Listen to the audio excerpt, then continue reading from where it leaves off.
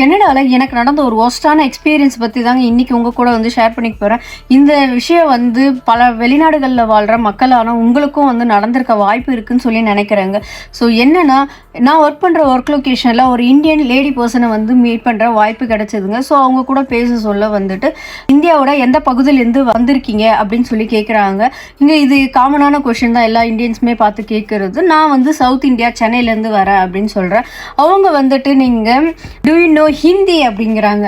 நான் சொன்னேன் ஹிந்தி எனக்கு தெரியாது அப்படின்ற. உடனே அவங்க வந்து அடுத்த கொஷின், இந்தியாவோட நேஷ்னல் லாங்குவேஜ் ஹிந்தி, அது தெரியாதுன்றீங்களே, கிரேட் 4லேருந்து சொல்லித்தராங்களே அப்படின்னு சொல்லி என்னை கொஷின் கேட்குறாங்க. நான் சொன்னேன், நான் ஸ்டேட் போர்டில் தான் வந்து அப் டு 12th வரைக்கும் நான் ஸ்டேட் லாங்குவேஜ் ஆனால் தமிழ் தான் படித்து வந்தேன். எனக்கு ஹிந்தியோட நெசசிட்டி வந்து எனக்கு தேவைப்படலை. ஸோ அதனால் நான் ஹிந்தி படிக்கலை. எனக்கு இங்கே சர்வே பண்ணால் இங்கிலீஷ் போதும்னு சொல்லி பதிலடி கொடுத்துட்டு வந்துட்டேங்க.